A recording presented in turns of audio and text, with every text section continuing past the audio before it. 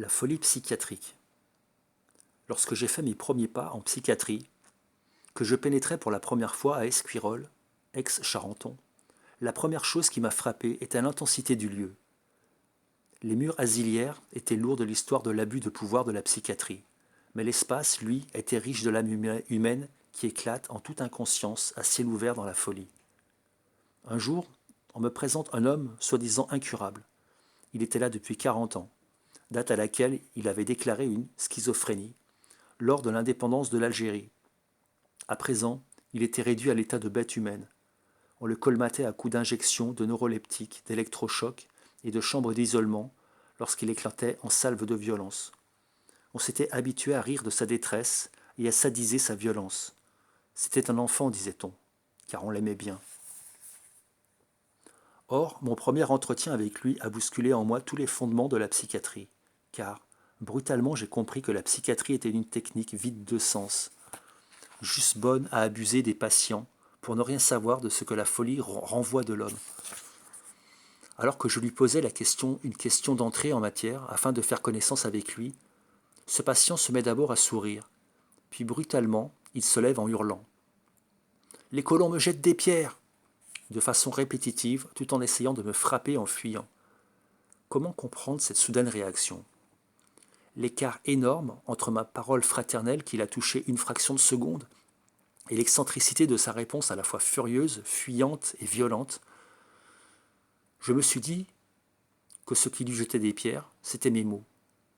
Les pierres étaient pour lui l'équivalent des mots qui frappent lorsqu'ils lui étaient adressés. Mais ce qu'il fuyait par la violence, c'était la fraternité. Il était tellement écorché vif, si peu habitué à parler, à être traité comme un humain, qu'anticipant immédiatement la violence de l'autre en face de lui, il la précipitait en l'agissant. C'est comme cela que les mots étaient devenus exclusivement des jets de pierre. Enfin, la chaleur humaine le replaçait immédiatement dans le passé, où il était enfermé depuis tant d'années, nommément dans le monde où il était devenu fou. La grande histoire, l'indépendance de l'Algérie, avait inscrit la peur des colons dans sa chair et dans son sang, eu égard à la violence qu'il avait subie.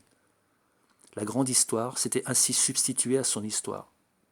C'est dans ce pan d'histoire que la chaleur humaine le repoussait par opposition, car c'était dans ce pan d'histoire ultra-traumatisante qu'il était enfermé depuis 40 ans.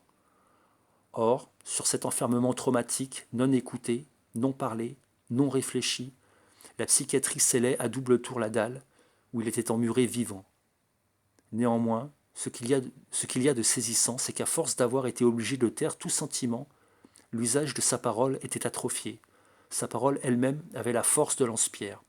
Mais la violence de sa parole était aussi une façon de lancer de la vie du fond de son tombeau.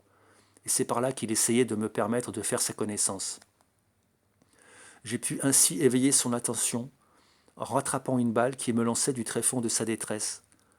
Un jour où il me disait « La violence des colons, lorsqu'ils me jetaient des pierres, c'était terrible. » Après lui avoir laissé le temps de réaliser sa peine d'enfant, je lui dis « La vie au lance-pierre, des colons. » Là, il a pu éprouver le double fond de la parole, ressaisir les liens cachés qui le désunissaient de lui, au point que lui, qui ne connaissait des mots que la pierre meurtrière, redécouvrirait pas à pas le pouvoir transcendantal, sacré et pacificateur de la parole, par un cœur qu'au départ, il n'avait plus pour lui.